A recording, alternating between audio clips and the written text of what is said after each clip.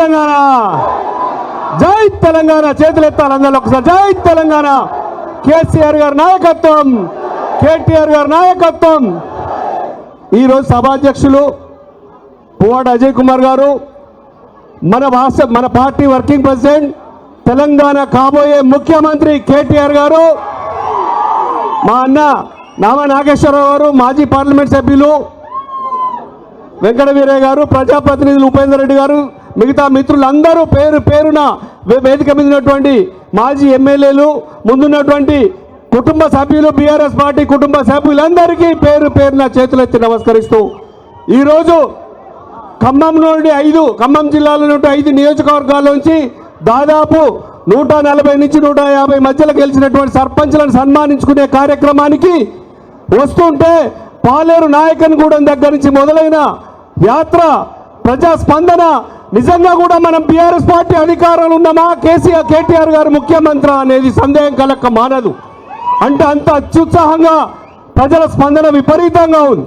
మరి ఈ రాష్ట్రంలో ఉన్న ప్రభుత్వం, ఇక్కడ ఉన్నటువంటి 3 మంత్రులు మన నామాగారు అన్నట్టు ఏమి అభివృద్ధి చేసింది లేదు. కేసీఆర్ గారు చేసిన అభివృద్ధికి ఖాళీ కొబ్బరికాయలు కొట్టడం, రిబ్బన్ కట్ చేయడం తప్ప చేసిన ఒక్క కార్యక్రమం కూడా లేదు.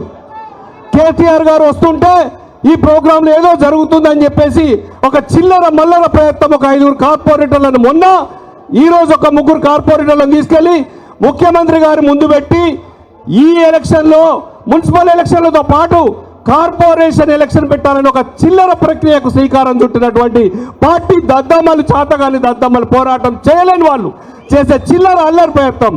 బీఆర్ఎస్ పార్టీ కేసీఆర్ గారు 2 పార్లమెంట్ సభ్యులు పెట్టుకొని కూడా తెలంగాణ రాష్ట్రాన్ని సాధించినటువంటి చరిత్ర దమ్మున్నటువంటి నాయకుడి పార్టీది. నాయకులను పుట్టించడం కాదు, నాయకులను తయారు చేసుకోవడం బీఆర్ఎస్ పార్టీకి తెలిసినటువంటి చరిత్ర. మీకు కూడా పునర్జన్మనిచ్చినటువంటి పార్టీ బీఆర్ఎస్ పార్టీ. ఇవన్నీ కేటీఆర్ గారి ముందో, కేసీఆర్ గారి ముందో, బీఆర్ఎస్ పార్టీ సైనికుల ముందో చేయాల్సిన పనులు కావు, మీ స్థాయికి తగవవి. ఎందుకంటే మీరు ఇక్కడ చేసిన ప్రయోగం కానీ, మీరు చేస్తున్న ప్రయత్నాలు కానీ, మీరు చేసిన అభివృద్ధి కానీ శూన్యం.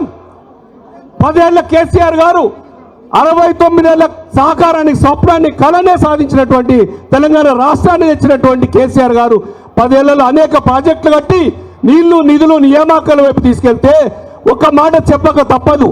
ఈ రాష్ట్రం మొత్తం అంతకుముందు ఉన్నటువంటి నీళ్లు ఎట్లా ఉన్నాయి, ఇప్పుడు ఎట్లున్నాయి నీళ్లు, సీతారామ కానీ, భక్తరామదాస్ కానీ అనేక ప్రాజెక్టులు తెచ్చింది ప్రతి మూల ఖమ్మం ఉమ్మడి జిల్లాలో నీళ్లు పారించడానికి. మీరు అప్పుడేమో సీతారామ ఇల్లందు నియోజకవర్గం కూడా మొత్తం కావాలని కొట్లాడారు.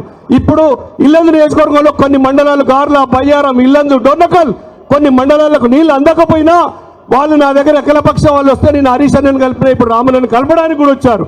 వాళ్ళకు కూడా మున్నేరు ద్వారా నీళ్ళు ఇవ్వడానికి కూడా మీరు చేయకపోతే, అధికారంలో ఉన్న పార్టీ, ప్రభుత్వం మీరు చేయకపోతే మా పార్టీ అధికారంలోకి వచ్చినాక ఖచ్చితంగా చేసి పెడతామని వాళ్ళకి హామీ ఇవ్వడం జరిగింది. మీరు ఏం చేయరు, కానీ అలవిగానే హామీలు ఇచ్చి మోసం చేసి అధికారంలోకి వచ్చారు. కనీసం నేను ఒక బీసీ బిడ్డగా చెప్తున్నా, నేను రాజ్యసభ సభ్యుడిని అయితే నా కళలో కూడా ఊహించుకోలేదు.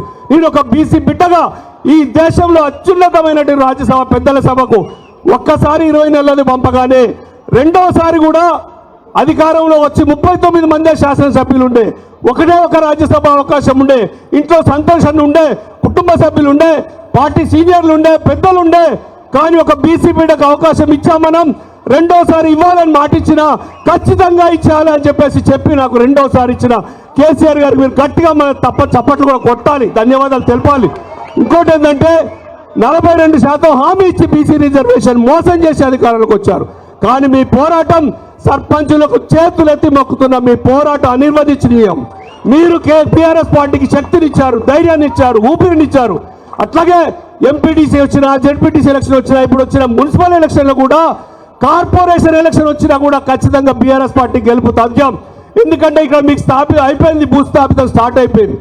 దాదాపు 40% సర్పంచులు గెలుచుకున్నాం. మీతో పాటు అనేక నియోజకవర్గాల్లో, ఉపేందర్ రెడ్డి గారి నియోజకవర్గంలో దాదాపు 4000 తేడా ఓట్లకు వచ్చింది.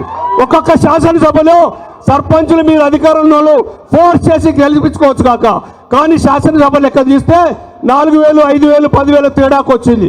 50,000 మెజార్టీతో గెలిచినటువంటి సత్తుపల్లి కూడా లీడింగ్ వచ్చే పరిస్థితి వచ్చింది. ఇప్పుడు ఎలక్షన్ జరిగితే దాదాపు 90 నుంచి 100 సీట్లు బీఆర్ఎస్కి వస్తాయి. ఖచ్చితంగా సిద్ధంగా ఉండాలి, మనం కొట్లాడాలి, ఫైట్ చేద్దాం. నేను ఎక్కువసేపు మాట్లాడినాక ఎందుకంటే ఆలస్యమైంది. దయచేసి ఈ సమయం ఇచ్చిన పెద్దలకు ధన్యవాదాలు తెలుపుకుంటూ జై తెలంగాణ, జై KTR. Thank you very much.